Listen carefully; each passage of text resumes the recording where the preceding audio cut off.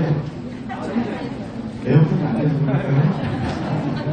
부처님께서 여러분에게 빛으로 이루어진 몸으로 관광을 해주셔서 그 값들을 받으셔서 뜨겁다고 좋게 해석하시는 게 좋을 것 같습니다. 스님도 앞에서 굉장히 여러분들이 부처님을 명호를 찾는 그 소리가 굉장히 정성스럽고 굉장히 열정적이었던 것 같습니다. 그만큼 부처님께서 여러분들을 많이 살펴주실 것 같아요. 좀 전에 오늘 여기 저거 기력 불이 조금 나갔죠.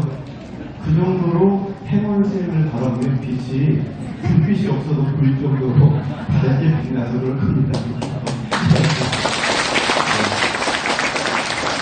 오늘 스님들을 보면 굉장히 반짝반짝 빛나죠. 그래서 가끔 제가 후배 원장으로서 전국 각지에 나가면 가끔 새 불사님들이 질문합니다. 아니 어떻게 현대사 스님들은 얼굴 보고 뽑냐고. 근데 부처님 공부하면 착해지는 마음이 생기고 착해지는 마음이 얼굴에 드러나게 되면 잘생긴 것보다는 상호가 굉장히 원만해 보이고 복스럽게 보이게 됩니다. 우리 아까 스님들 앞에 계셔서 보셨지만 복스러워 보이시죠? 네. 그 중에 대표적인 두 스님이 계시죠? 한 분은 일도 원장 스님이고 한 분은 행원 스님이라고 계시대요. 그래서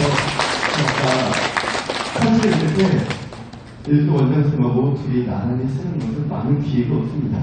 아까 일도 원장 스님이 저쪽에서 새 부처님들께 좋은 얘기를 해드리는데 행원 스님 좀 헷갈리지 않으셨나요? 혹시? 그래서 일도 원장 스님보다 스님이 늘 표현하지만 키는 조금은 작아요. 그죠? 대신 뭐가 더 원만하다고요? 말을 참아보내겠고. 그래서 가끔 제가 원장이고 주지 스님이다 이렇게 얘기하면 많은 새 불사님들 놀랍니다. 두 가지를 놀랜대요. 첫 번째는 원장 스님, 주지 스님 하면 연배가 지긋한 분으로 알고 계시대요. 근데 막상 가니까 굉장히 좋죠. 안 젊어 보이나요? 그리고 두 번째로는 좀 말로 제가 하기 그렇지만 굉장히 잘생겼다고 놀랍니다.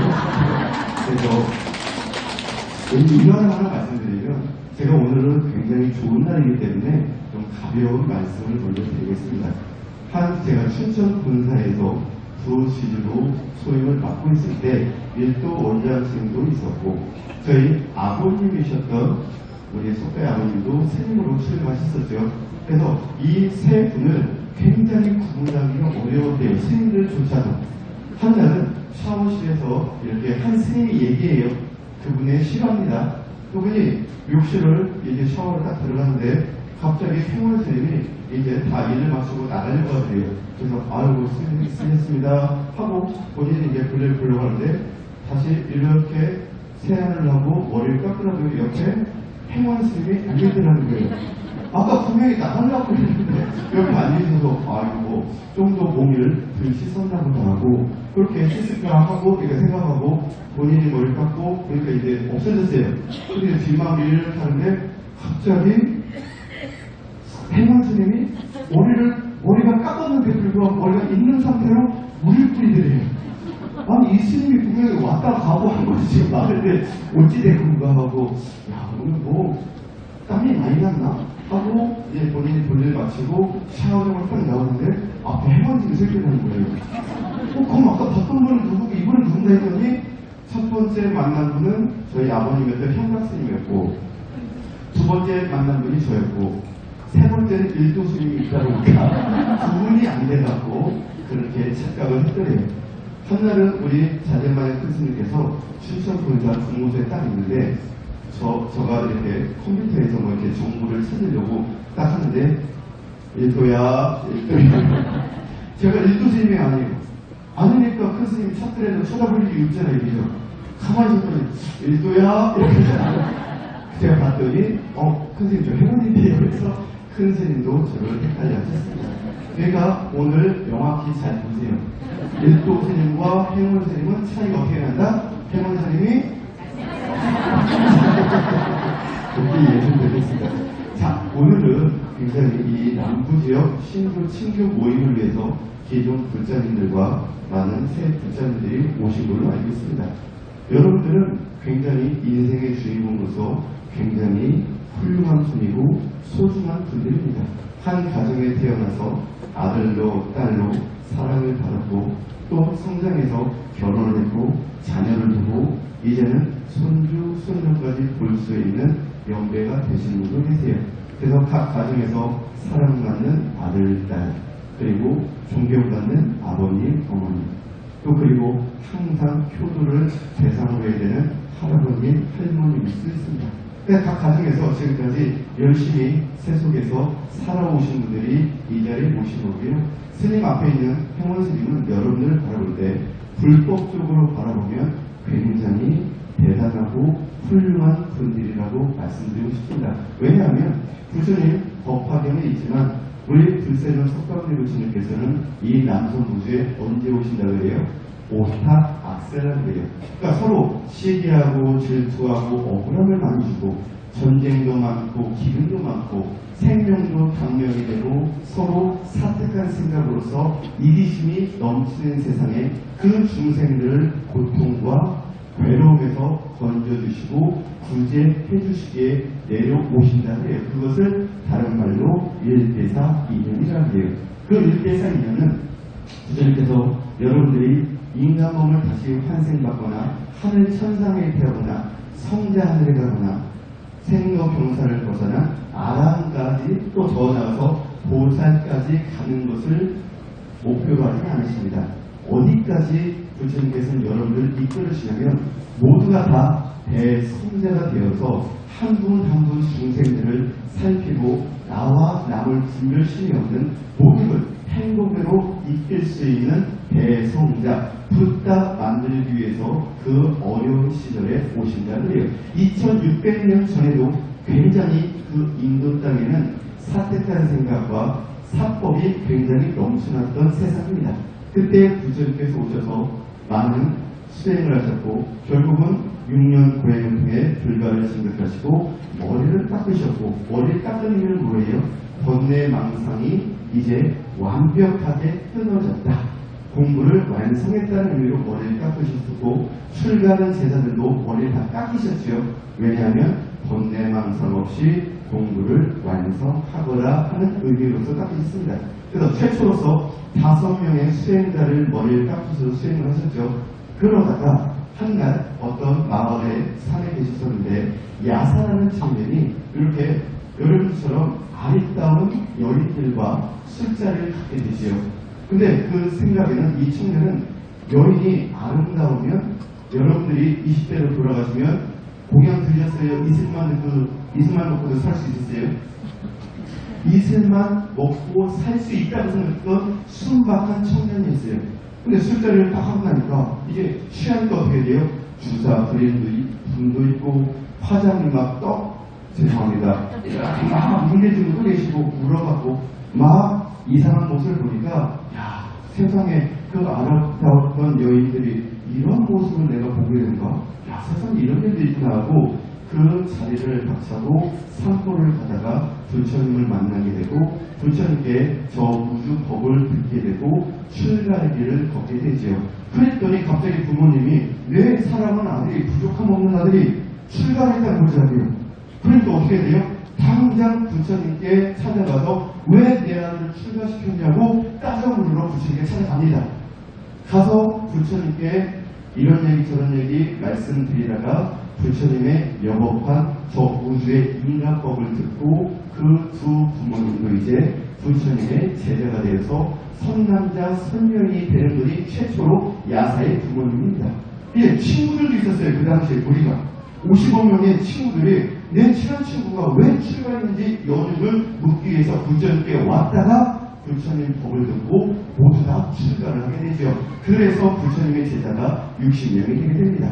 그래서 그 제자들한테 이제 너희들도 각자 길을 걸어서 많은 분들에게 부처님 법을 전해서 생로병사의 고통에서 벗어날 수 있는 길을 알려주거라 해서 그분들을 각자 인도 전 지역으로 가게 된 것이 바로 전도 선언이라고 해요. 그래서 부처님께서 최초로 가신 것이 우루엘라는 마을이었어요. 딱 갔더니 그 당시에 60명의 청년들이 있었는데 59명은 다 결혼을 했고 부부 동반을 하기로 했는데 한 명 친구만이 부인이 없었어요. 그래서 이 나라에 보이세요? 애인 대행 업체들도 있죠. 인도 땅에도 있었던 것 같아요. 그래서 여인을 사다가 같이 부부동반으로 나가게 됩니다.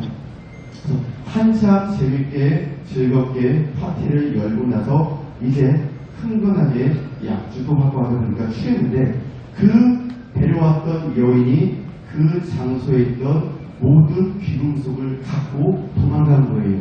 그러니까 난리가 났죠. 귀금속을 다 갖고 왔으니. 그래서 그 청년들과 부인들이 그 여인을 찾기 위해서 막 동분서주를 합니다. 그때 부처님께서 딱 그 자리에 지나가시는데 부처님께서 그 제자들, 그 청년들과 부인께 이런 말을 하죠. 너희들은 그 귀금속을 찾는 게 중요할 것인가? 아니면 너희 스스로를 자신을 찾는 것이 중요한 것인가? 이렇게 질문을 하고 결국 부처님에 대한 인가법, 사성제, 팔정도 이러한 법을 설해주셔서 그 제자들이 동시에 60명이 출가를 하게 됩니다.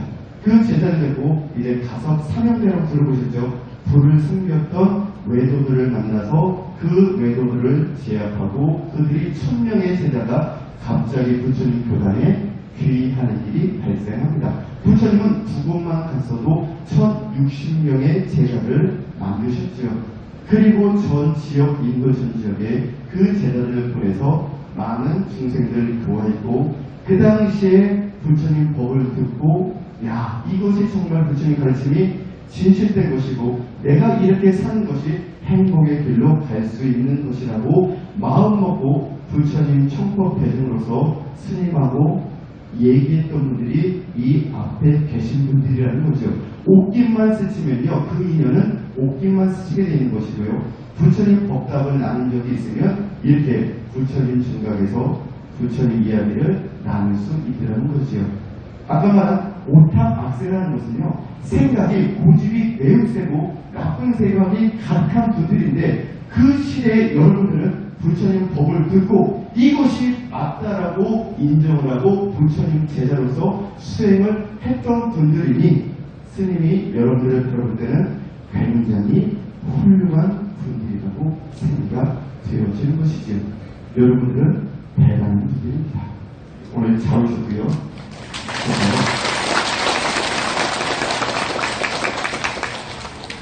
전생에 스님 공부하지 않아요? 병원을 받으면 굉장히 친근할걸요? 안 그러세요? 스님도 여러분을 딱 배우면 언젠가는 다 한 번쯤은 뵌 것 같아요. 이 금생에 뵐 수도 되지만 전생부터 그 인연이 이어졌기 때문에 자연스럽게 오늘 같은 날이 생겨서 여러분들과 부처님 이야기를 할 수 있는 것 같습니다. 그래서 전생은 기억 못하는 것이 우주의 입법이래요. 이 세상에 태어나면 전생이 기억이 안 난대요. 근데 스님이 말씀드렸지만 인가법은 절대적인 것이지요.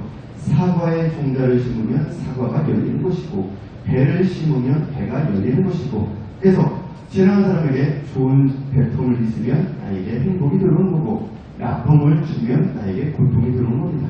전생에 스님들과 여러분들이 만난 적이 있기 때문에 이렇게 맞는 것이고 부처님 제자로서 착하게 살았기 때문에 부처님 이야기만 들어도 야, 이것이 맞는 거구나 하고 부처님 명을 또 찾은 적이 있기 때문에 오늘 10분간 부처님 명을 찾은 인연이 있더라는 것이요. 그냥 펼쳐진 것은 없습니다.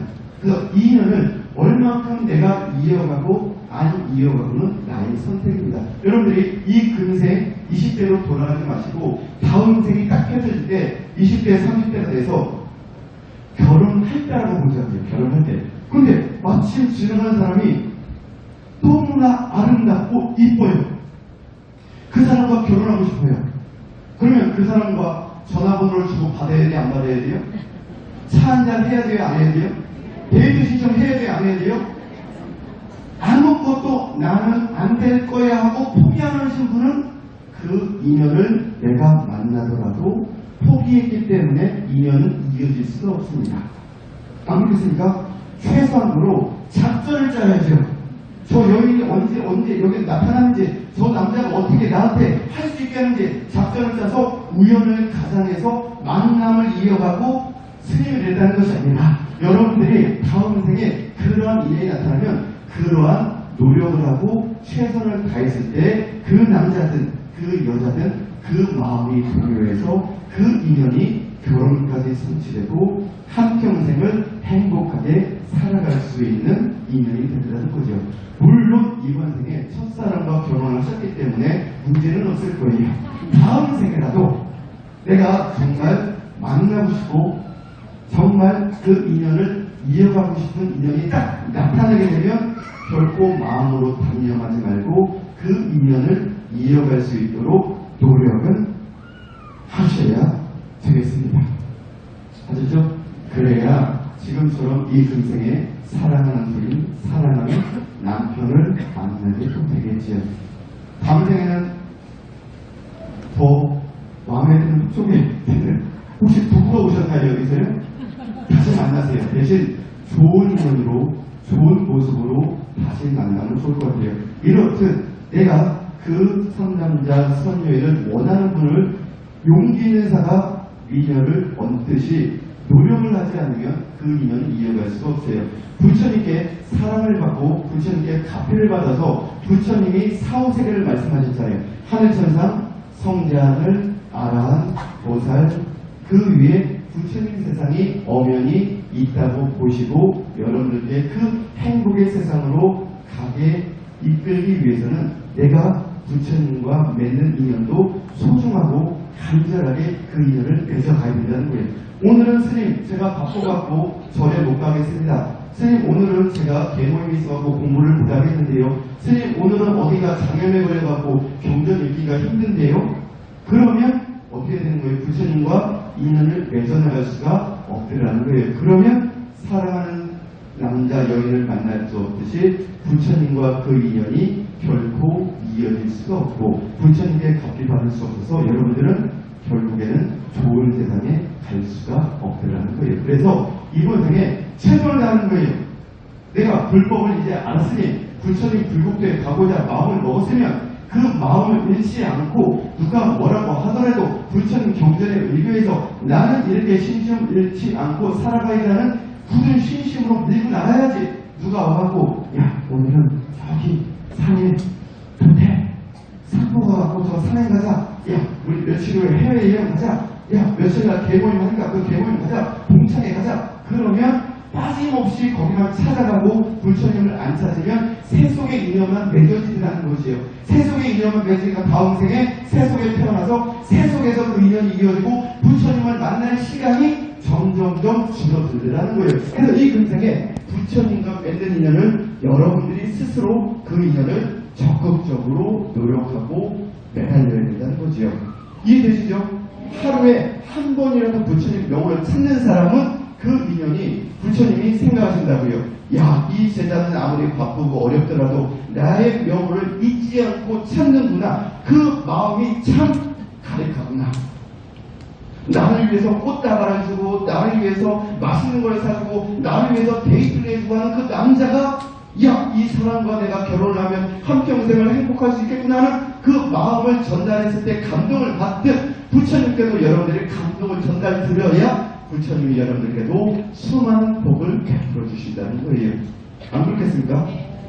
그래서 그렇게 가끔 열심히 하는 부처님들은 집에서 가족분들이 그것을 이해 못하고 이런 말씀을 합니다. 스님, 저희 아버님, 어머님은 너무 현지사 불법에 빠져서 절망 같습니다. 이런 얘기를 들으면 속상해요, 안 속상해요? 잘 들으셔야 돼요. 자, 서울대학교 의과대 법과대에 비유하자면 가려는 학생은 고등학교 3학년생이 공부를 어떻게 해야 그 서울대 우리나라의 가장 일명 좋은 대학교에 입학할 수 있겠습니까? 어떻게 공부해야 될까요? 남들 잘 때 안 자고, 남들 여행 갈 때 안 가고, 남들 쉴 때 안 쉬고 정진하고 학업에 열중해야 그 대학교 학과에 갈 수가 있습니다. 올림픽이라는 것이 있죠. 이 나라의 가장 1등의 운동선수가 전 세계 1등과 겨뤄서 금메달을 따려면 피나는 노력이 필요해요. 안 그렇겠습니까? 다만 내가 그 관심이 운동에 관심이 있는지 공부에 관심이 있는지에 따라 그 관심사가 다르면 그래 뭐 그럴 수도 있겠지. 저 사람 그렇게 저렇게 열정적으로 하니까 저렇게 될 수 있겠지. 보다가 저렇게 이렇게 관심사 두고 안 두고에 따라 마음이 달라질 수도 있어요. 다만 그 사람은 그 분야의 최고가 되려면 그렇게 피나는 노력을 했을 때 스스로 그 분야에서는 인정을 해주더라는 거예요. 최고의 권위자, 최고의 사람으로. 안 그렇습니까? 불법도 마찬가지입니다. 부처님께서 그 제자를 인정하려면 남들보다 부처님을 한 번이라도 더 찾고 한 번이라도 경전을 더 읽고 부처님께 매달리는 제자가 부처님 입장에서는 굉장히 정성스럽고 착한 제자로서 결국은 그 정성이 있을 때 이 불법의 최고의 자리가 어디예요? 부처님이 되시는 거라는 것이요. 안 그렇습니까? 그래서 가족분들이 꼭 이렇게 너무 하다고 하면 그렇게 이야기를 잘 이야기하면 충분히 가족분들이 이해해 줄 거라고 봅니다.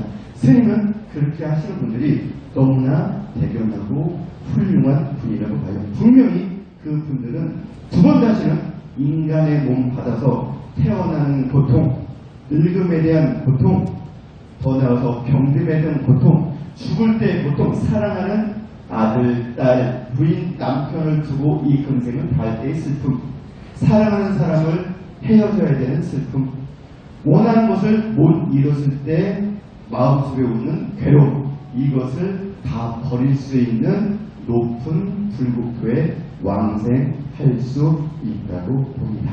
그러니까 여러분들은 앞으로 어떤 마음으로 부처님 공부를 하셔야 돼요? 오직 한 마음 한 뜻. 그것을 불교 부처님 경전에서는 일영이라 그래요. 그러니까 부처님 명을 찾을 때 어떻게 찾으라고요? 간절하게. 부처님 명을 할 때 이제는 곧 막 이제 시작하신 분들은 온갖 잡생각이 다 들죠. 석가모니불 석가모니불 내 남편 뭐하지? 밥을 안 해주고 여기 왔는데 절에 왔는데 오늘 뭐 사먹을까 안 사먹을까? 내가 그거 시켜먹으라고 했는데 석가모니 아들이 어디 간다고 했는데 어떻게 할까? 하는 생각이 막 들더라는 거지요.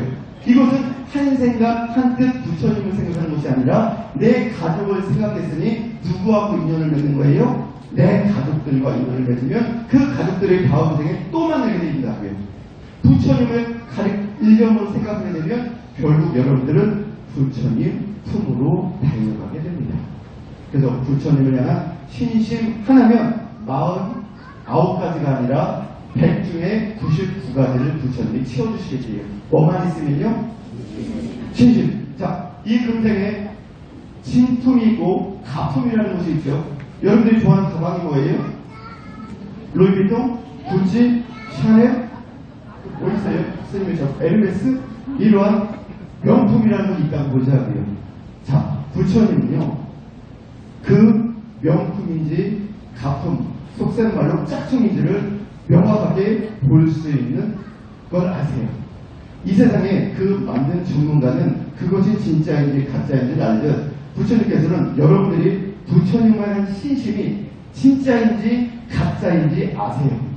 나는 부처님을 믿고 따르는 제자야 하고 많은 분들에게 나는 신심이 참 좋은 분이야 한들 부처님께 와서 부처님께 상대드릴 때 부처님이 그 마음을 보시고 야, 이 아이는 정말 나를 위한 마음이 있고 내 가르친 대로 착하게 살려는 참다운 제자구나. 그래서 그 정성이 있듯 그 정성이 나한테 준 만큼 내가 필요한 소중한 복을 줘야지 하고 주시는데 어떤 분은 마음, 입으로만 부처님을 향한 신심이고 속은 딴 생각으로 욕심으로 가득 차고 성냄으로 가득 차고 나쁜 생각으로 가득 찬 사람은 부처님께서 이 아이는 가짜의 마음이구나 하고 그 복을 많이 못 받다라는 거예요. 백화점 가서 샤넬백 살려면 얼마 줘야 돼요? 보통 100만, 200만 원 주나요? 그 돈은 여러분들이 어쨌든 간에 한평생을 그리고 아끼고 쓰지 않고 입지 않아야 백화점 2층, 1층 명품 코너에 가서 그 진품을 사온다고요. 가품은요, 시장통에 가서 내 쌀미돈만 줘도 살 수 있는 것이 가품이에요. 근데 세상에서 가품을 들고 나가는 거하고 진품을 들고 나가는 거하고 세상 사람들은 무엇을 인정해요? 진품을 인정해요. 왜? 그것이 그만한 값어치를 지불했기 때문에 그것을 인정하더라는 거예요. 부처님께서도 그 신심이 지극한 분은 참으로 가득하기 때문에 결국은 그 신심이 칭찬하고 인정받고 사랑받아서 여러분들은 부처님 같은 대성자를 이룰 수가 있대요. 이왕 부처님 법을 믿고 따르고 행할 때는 어디까지 가셔야 돼요? 좀 더 얘기를 해볼 거예요. 오늘 저한테 주어진 시간 30분밖에 안 됩니다. 여러분들은 하늘 천상에 가면 하늘 복을 다하면 다시 사람 몸을 받기 때문에 하늘 천상이 다가 아니래요. 부처님께서는.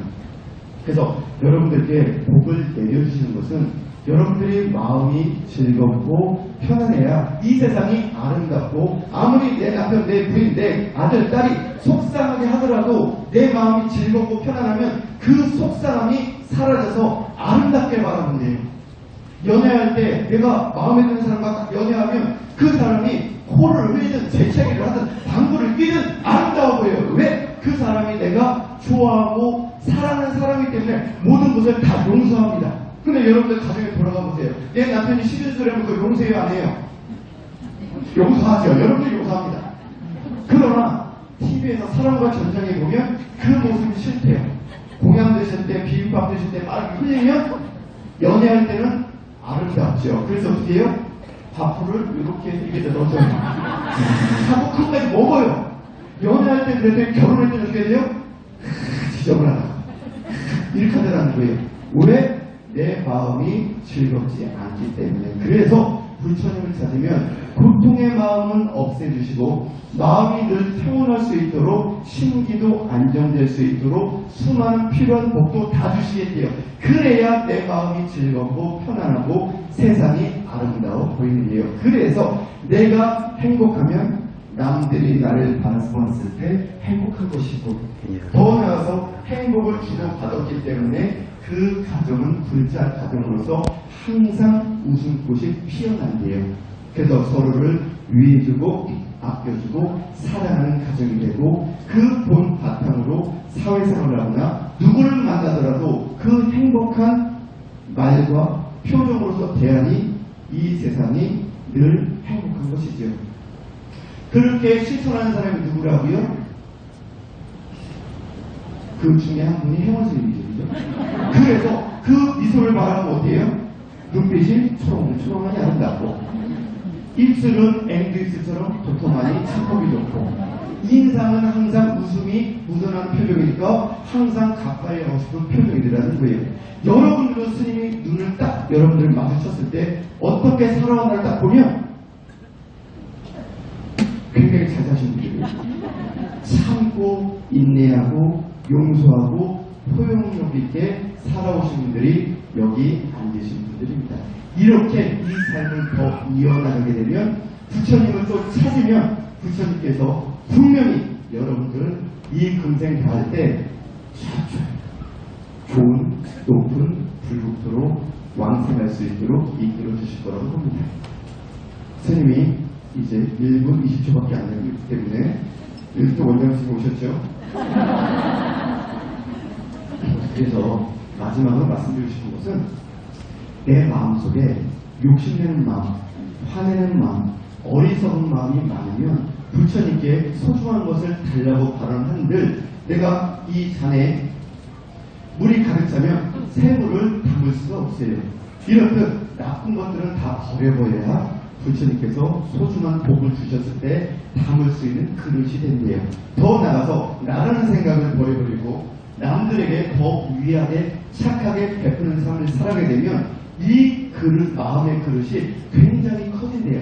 커지면 커질수록 부처님께서 주신 복을 많이 담을 수 있을까요? 적게 담을까요? 많이 담는 겁니다. 그래서 그 그릇이 한없이 커지고 커져서 나만 행복한 것이 아니라 남들도 행복하신 길로 이끌게 되면 그 마음의 크기는 저 호공, 우주만한 마음의 그릇이 크기가 된대요.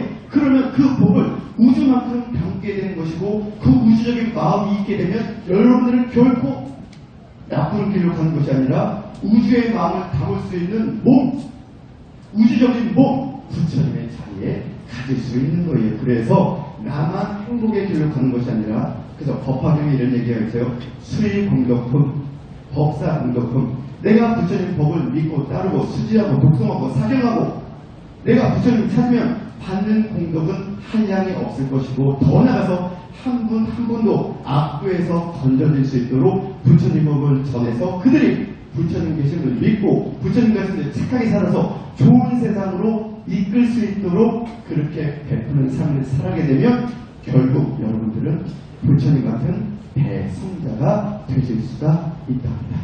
스님은 여러분께 오늘 말씀드린 것은 모두가 다 부처님 같은 대성자가 될 수 있는 훌륭한 불자들이 되셨으면 좋겠다는 말씀을 드렸습니다.